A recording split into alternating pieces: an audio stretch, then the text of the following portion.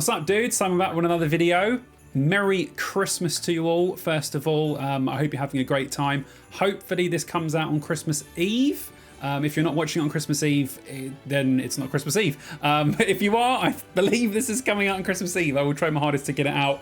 It's been a very, very busy end to the year. The channel overall has actually done amazingly, so thank you very much, considering that I've only put out 28 videos, including this one this year, which compared to last year where I literally put out a video a week, is not really much. I really wanted to do more. I had a massive list. I just looked back through about all the stuff I wanted to cover, all the videos I wanted to do, but I only went and had a bloody child, didn't I? So yeah, that went out the window very quickly. Obviously next year in 2025 I plan to do a hell of a lot more. Now we're sort of easing ourselves into being parents, but again, I just want to say, you know, I think I've had like 900 new subscribers, like 12,000 views within that whole year as well. So I want to say thank you very much to 12,000, no, 120,000 or something. Then I'm thinking 12,000, that's like one video, which is crazy because you know, even though the download video didn't do half as well this year as it did in 2023 for some reason, not sure why that is, even though the download vlog and a couple of other things didn't do as well as I wanted to this year, I don't know if that was because 2023 was a massive boom year for festivals, or my content hasn't been as good, or there is just more people doing the same kind of stuff that I'm doing. So yeah, the download vlog this year didn't get the views that I really wanted it to, considering that last year's got double plus a lot more. So yeah, I was a bit disappointed with a couple of videos. It's typical when you're doing YouTube. If you know, you will know this very well. If not, I will tell you that the videos that you work the hardest on seem to be the ones that no one watches. My history of Monsters of Rock videos that I put out this year, parts 1 and 2, I just watched them back the other day because I hadn't watched them since I put them out, and I think those videos are absolutely fantastic. I've done a ton of research and really enjoyed making it, but not many people have watched them. And then you've got, you know, random videos that I've just put out, or I've just gone to a festival and vlogged, and they've been watched by everyone. So it's very up and down, even still now. I mean, I'm grateful that I have so many followers and subscribers, but you know, the content levels are really up and down. And also when it comes to festivals as well, I don't really, and everyone knows I go to festivals, I cover festivals and do all that sort of stuff, but is that what I want the whole channel to be? I don't know, because it drops off of a cliff after festival season, and I'd like all of the videos to do better sort of as a whole. So I don't know what the plan is for next year. I'm still going to cover festivals. I'll get into that in the Q&A because there's a couple of questions that that people have asked about which festivals I'm attending, etc. So yeah, so this video, I know I've just babbled on massively there, but I felt like I really need to get that out. I don't know why. In this video, I'll be going through some albums that I absolutely loved this year and then doing the Q&A at the end. The video I done last year was about 40 minutes long. I don't think this one's going to be as long because I'm not going to be eating crisps. I don't know what happened to that video or if people even liked it, but I don't have any crisps. I'm sorry.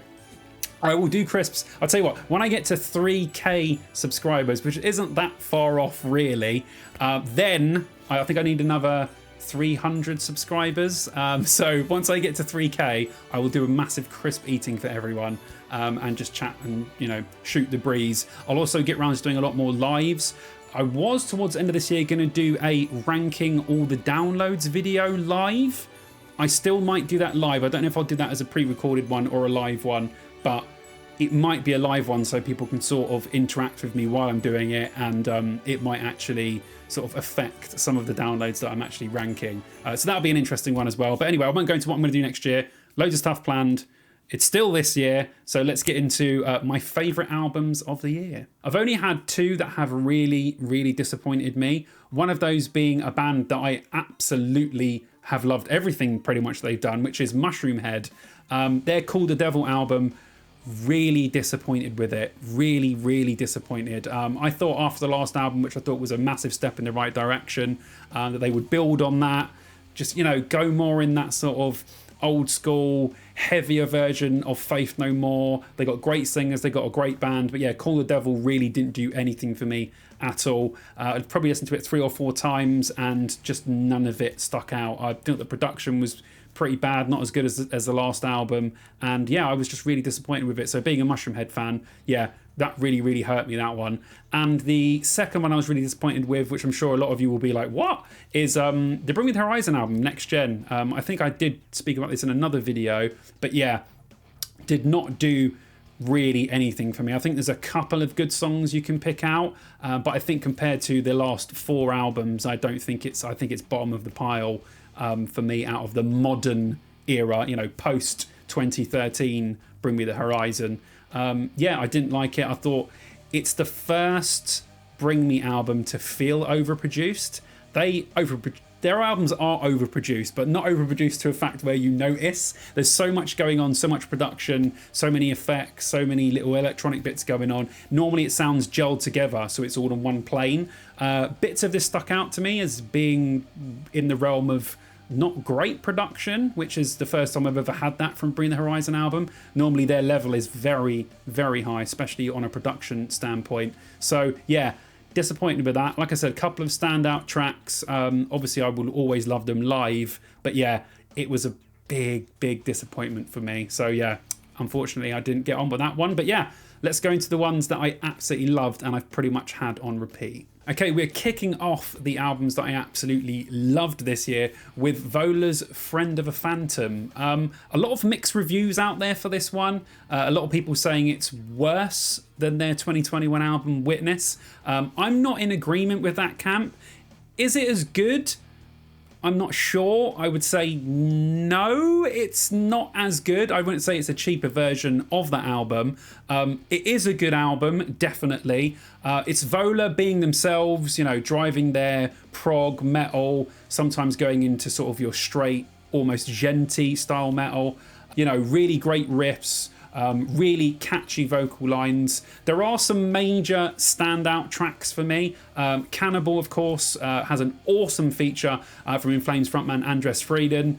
Break My Lying Tongue is incredible single as well. And Glass Mannequin that captures the band really at their most dreamy.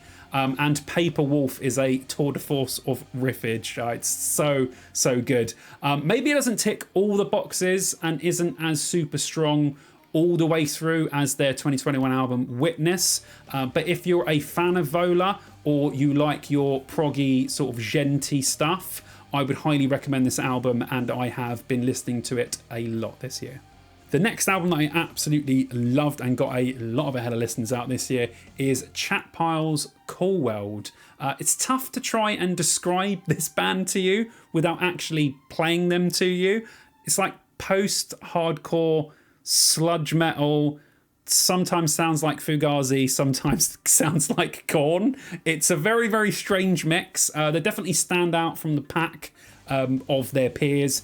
Ray Gunn's vocals are definitely a love or hate them kind. As soon as you listen to this band, the style of vocals will definitely put you on the love or hate. They're definitely a Marmite band. I would not expect everyone that listens to this to like it, but I can guarantee you if you do listen to it, you will be 100% on board and absolutely love it because it is amazing. Like I said, Ray Gunn's vocals, really weird screams, it's sort of punctuated lyrics. There'll be a sweet sound to your ears if you do get on the side of I really like his vocals, but trust me, as soon as you hear it, you'll be like, okay, this is weird, not like anything you've heard before. I was impressed with their 2022 album God's Country, which kind of drove me into this. I think that's also a stellar album and a definite listen, but this one just has a bit of a chance of topping it maybe. When I heard God's Country, I thought there's no way this band have just come out with something incredible. There's no way they can top it. I think they might have on this one. It's just such a great listen. Flawless, disgusting, dirty production. Great songs like I Am Dog Now, which is just, as soon as you hear that, it's absolutely unbelievable. Shame, Frownland, Tape and Mask. The songs encapsulate, you know, anger.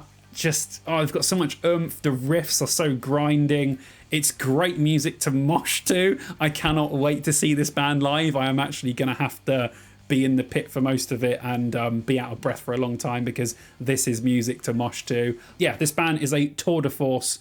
It's all uphill from here. Who knows how far they can take it where they can go. But if you like your sludgy, screamy stuff, I can guarantee you will love this band and this album. Calling all goths, this is me included. Unto Others, Never Never Land.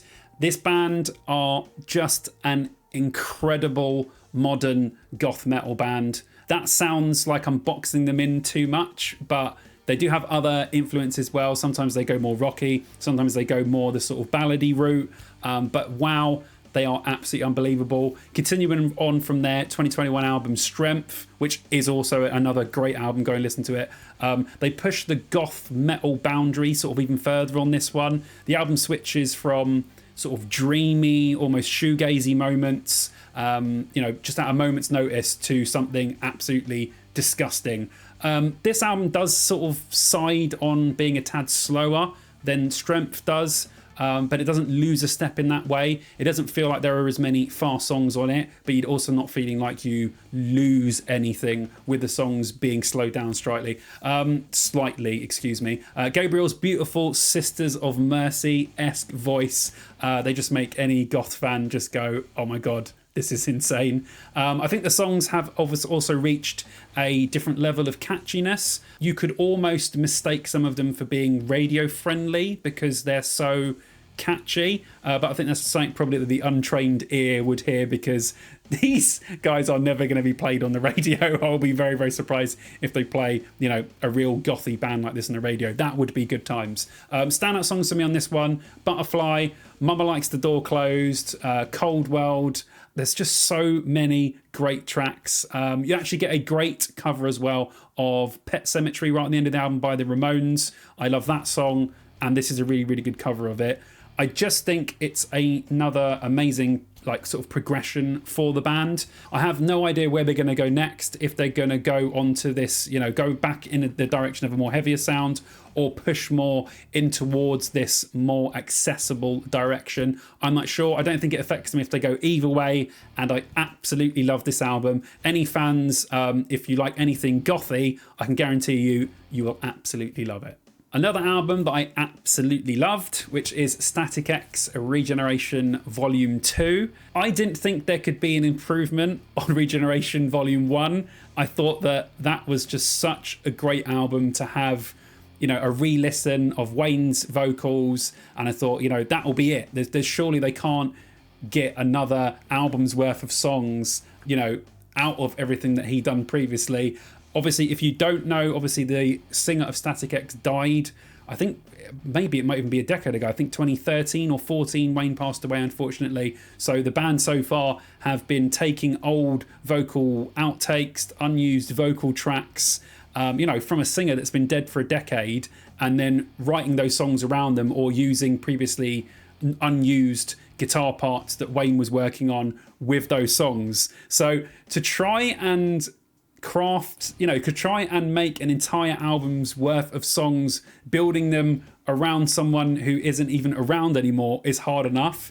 To actually get those to sound good is a feat entirely in its own. So these two albums have been literally fantastic Static X albums, really, really great additions to the whole discography of the band, and they've had some absolutely standout moments on them. So I just think that we're so lucky that we're still getting Static X albums a decade after Wayne has passed away. So it's just proof that your art can still be valuable after you die, and if you've got the right people around you, they can get your art out to the world even when you pass away. Standout tracks for me on this one: Zombie, incredible; Jik Boy, Kamikaze, No Hope, and Disco Estego as well, incredible. Really, it's been a mainstay of my Spotify the entire year. Definitely towards the top of the pile when it comes to Static X albums. I think it might be slightly better than Project Regeneration Volume 1. I think it might just tip it just slightly. So yeah, recommend it to any Static X fans. If you haven't listened to Static X in a long time, go listen to these albums. They are great. Or if you're just a fan of metal in general, I think you might like it. A lot of thumping, just pure evil disco. Absolutely love it. Next up, we have Joey Valence and Bray with No Hands. Take that Beastie Boys energy, combine it with tongue-in-cheek lyrics, just fantastic, great beats. You can tell the guys are having a lot of fun. The songs are really catchy. They do get stuck in your head. Their actual vocal lines are just great, and you know, they like little earworms. Once you hear one of the tracks, you will just almost know it the second time. So when you're listening to it again, you'll be like, oh, I know these bits, I know all these raps. Some of the songs use obviously old school samples, like old school hip hop. Some of them are beats they've made themselves. They are pretty ludicrous, to be honest. If you're fans of the late 80s, early 90s stuff, you know, Tribe Called Quest, De La Soul, you know, the more clever style of rap and hip hop. You know, it's not gangster style, but I've never been a massive fan of gangster rap. I don't really like albums apart from a couple of Kanye ones where people just go on and boast about themselves. Now these guys do this on this album, but it's in a hilarious way. You know, they're not actually boasting about themselves. But standout tracks for me on this one, you know, like a Punk, Where You From, The Baddest, and ending it with Omnitrix is amazing. It's just so much fun. If you like hip hop or if you like anything alternative, you might get something from this album. But I think that the world is these guys' oyster. They can literally do whatever they want now. And I think that coming in the future, because they've got so big so quickly, they might actually do some really cool collaborations with some other hip hop artists, which I'm very excited about. So yeah, great album. Go and listen if you haven't. It's a whole lot of fun. Now, a band that I discovered this year, and a band that I've absolutely fallen in love with as well, it is Druides, and this is their album, The Product of My Love. These guys have a lot of grunge influences. I can hear Nirvana, Alice in Chains, Smashing Pumpkins, even a few bits of more gothier stuff, a bit of Typo, a little dash of CKY as well in there. They combine it with shoegaze moments, even a little dash of Deftones as well, with their sort of weird breakdowns and just general mix of alternative and metal. It's early days for these guys. They have every possibility of taking over the world, I think, in my eyes. It's their first album, so if you like it, it's great to get on board with a band early and just see that journey and wherever it takes them. Yeah, modern grunge mixed with metal, and like I said, a little dash of shoegaze as well. So if any of that takes your fancy, I guarantee you will really, really like this. Stand-up songs for me: Undine, absolutely incredible. Lavender, the gut-wrenching Hit Me, where every time I hear it, I just want to break everything around me. The dreamy Brahmastra as well.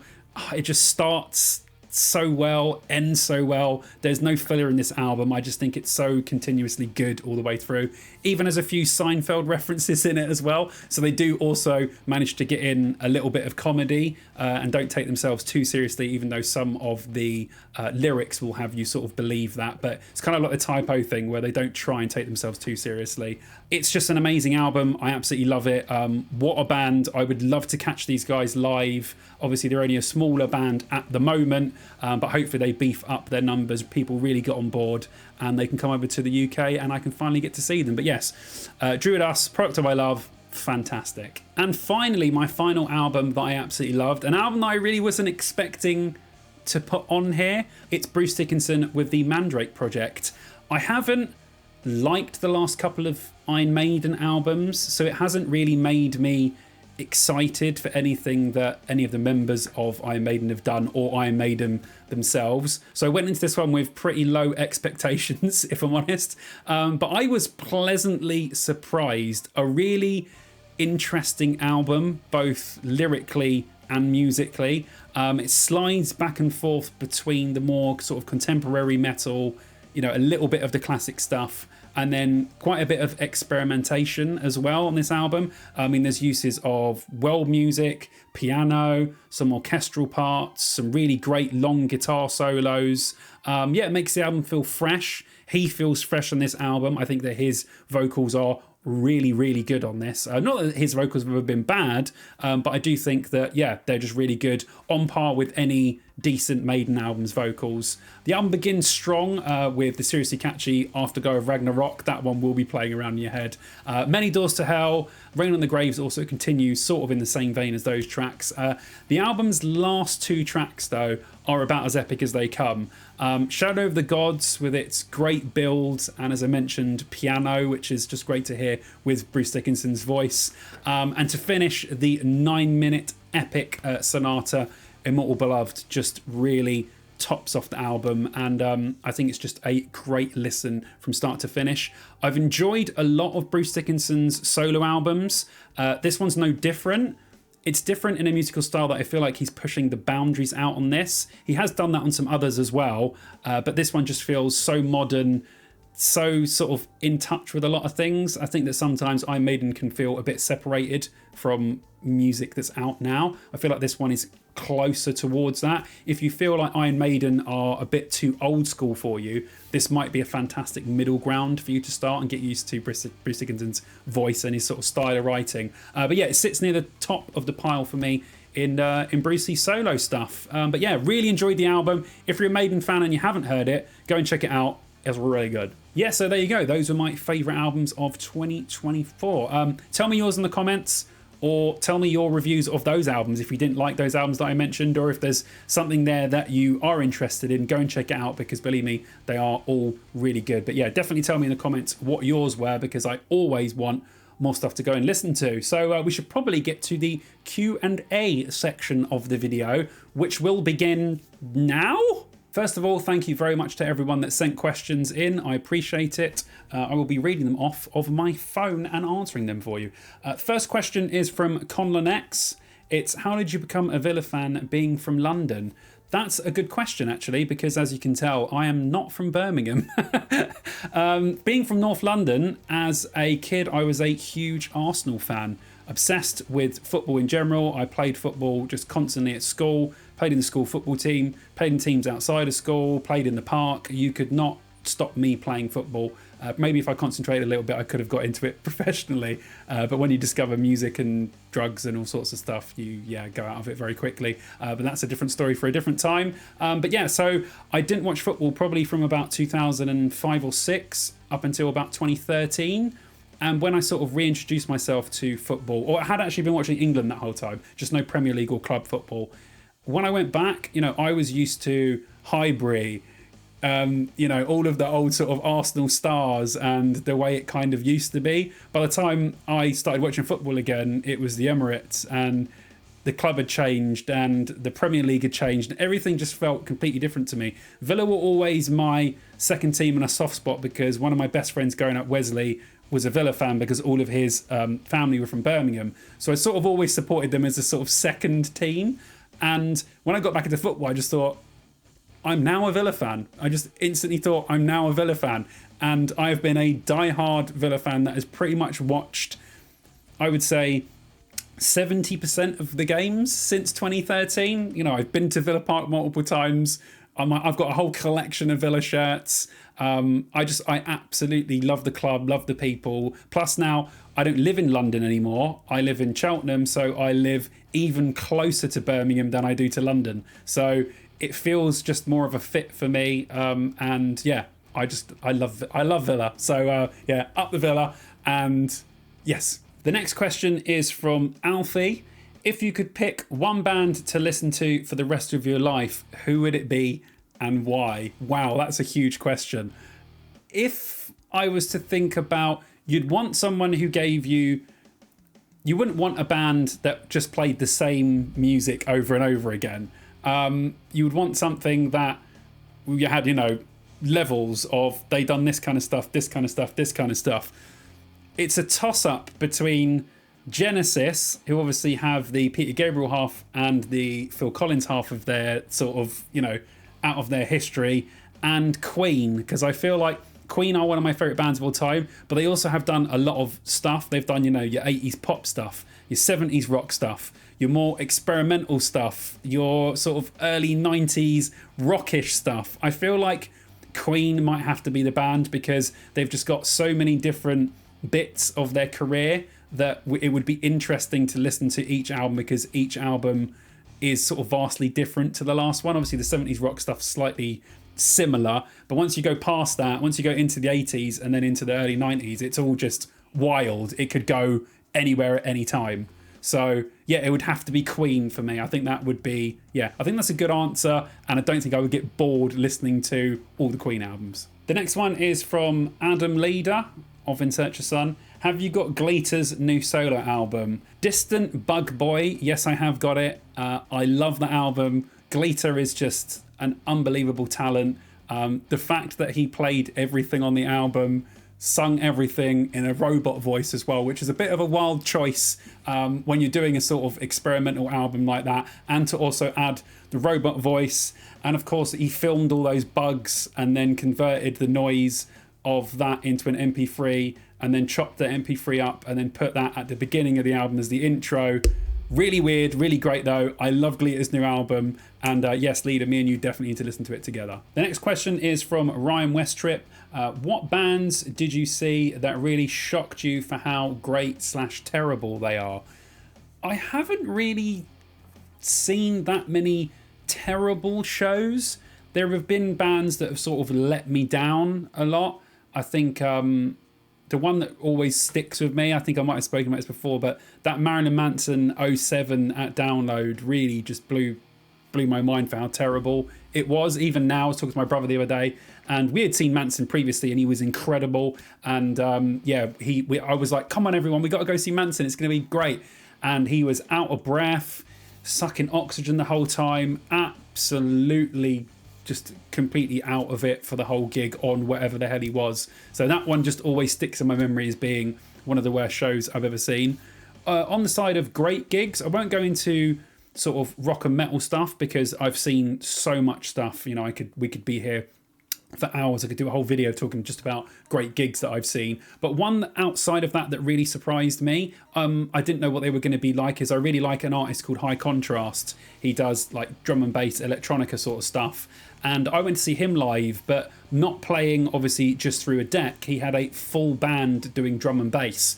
And that was absolutely incredible to see an actual bass player, guitarist, synths, and the drummer for this drum and bass was absolutely phenomenal. So that was the thing that really blew me away, because I'd obviously heard drum and bass in clubs and other shows, but I'd never seen it performed live all the way through. Obviously, I've seen Prodigy, and Pendulum and some other people like that, but I really wasn't expecting this guy to do it live with a full band. So yeah, if you like D&B, High Contrast is amazing. But yeah, that one absolutely blew me away. I was like, I can't believe what I'm seeing now. They're playing this full drum and bass show, but just live with all instruments. And yeah, it was absolutely phenomenal. So yeah, definitely that one. Next up, Andy Taylor.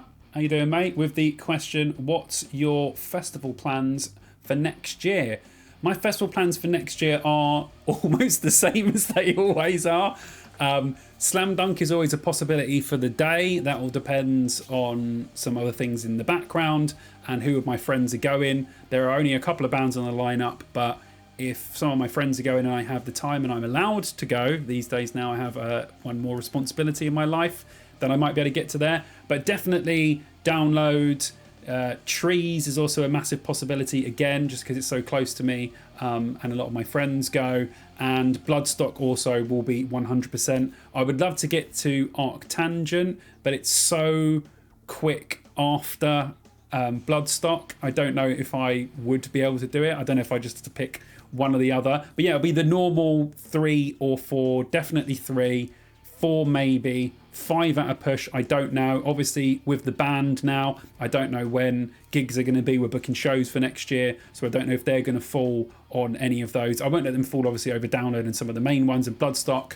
But, if we've got a show, say, on the same day as Slam Dunk, then I will be playing the show and not going to Slam Dunk. So, yeah, those are my plans for next year. The standard ones, maybe a couple extra if I can get away with it. Next question comes from Nice Rock Hank, and he just says, why? Why not? The next question from Jonathan O'Reilly. Great question, by the way. Favourite episode of Star Trek Next Generation and why? That is a really hard one. I've got some favourites. I like the time travel, time loop episodes of any sort of show. I love all the Q episodes. I know a lot of people are always like, Q, the episodes are up and down. But like Q Who and a couple of others, the Q ones always get me. I would say 3 favourite, or 4 because one's a 2-parter, would Cause and Effect. I love the episode again, like I said, because it's a time loop, Groundhog Day-esque, where time's just repeating itself and you have to sort of figure a way out of it. I really, really love that episode. Yesterday's Enterprise as well. I love that. I love that we actually get to see the Enterprise C, and then they realise obviously that the timelines are broken and they have to go back, and it's just very sad. But it's just, they're really, really well written, great episodes. Best of Both Worlds as well, of course, you know, spawning a whole movie afterwards. I love those as well. I love a lot. There aren't many Next Generation episodes that I don't like. I think it would be harder for me to do that than do episodes that I like, because I like so many of them. But those are definitely among my favourites. I don't have a favourite episode. I might have to just sit down and write down and then come up with like my top 10 episodes and maybe do that as a video and see if all the Star Trek nerds like it. But thanks for the question, and that's my answer. The next question comes from the Lowdown podcast. How you doing, dudes? Best Christmas metal merch you own? I don't own any Christmas metal merch. I own some Star Trek Christmas merch. I own some Aston Villa Christmas merch. I own this shirt and a couple of Christmas jumpers. That's about it. I don't have any metal themed Christmas merch, although I went on the Cradle of Filth website and I saw that the Cradle of Filth Christmas jumper had sold out, which I was really annoyed about because I really, really wanted to wear that this Christmas. I've seen a few other bits as well, but yeah, I haven't actually got anything. I think that's made me want to get something for next year. So hold that thought, and next year, hopefully I'll be wearing the Christmas Cradle of Filth jumper. Next question is from the legendary Chidsvuds. He says, favourite song from the new Unto Others album? I would have to say the unreleased, unheard, hopefully it's in the deluxe version, Stuart Marlowe version of Butterfly. It will be hard to seek out, but if you can find it, you'll love it. Next question from Phil, or I'm Phil, okay, as his handle. Bands excited to see next year? Oh, by the way, Phil, I know you sent me a load of questions, but I can't read them all out on here. I'll just do a video just for you on the Patreon. How about that? Well, I'll answer all your questions, but thanks, mate. Honestly appreciated. Bands excited to see next year? The entirety of Bloodstock. I think that lineup is absolutely unbelievable. So all three headliners for Bloodstock and everything down. So all of Bloodstock. I will be at as many shows as I can that weekend. I cannot wait. As far as other festivals go, Download 6th has blown me away that they're playing the festival. I'm so excited. Vola, a band that I absolutely love that I previously spoke about. I've never seen them before, so Vola are definitely on my list of bands that I really want to see. And of course, Cradle of Filth are playing Download as well, who are one of my favourite bands of all time. So them as well. I'm not sure how many actual gigs I will get to go to next year. The gig I'm looking forward to the most will be the first gig that the band plays next year. So yeah, I'm really, really excited about that. If you don't know, yes, I have a band now after 5 years of, I don't even know what I've been doing, hustling, bustling, trying out one project that hasn't worked, trying out another project that hasn't worked. Now I actually have a very, very good band. We'll be releasing music in 2025 and all that stuff, but I'll let you guys know later. So yeah, the one I'm most looking forward to is our first show, getting back on stage. It's been 5 years, and yeah, I just can't wait to get back up there and play for people. And yeah, so that's the one I'm most excited about, but there are loads and loads of bands that I really, really want to see. And finally, we end with a Christmas question and also the aforementioned Mr. SMTV Stew, otherwise known as Stuart Marlowe. The best part of Christmas dinner.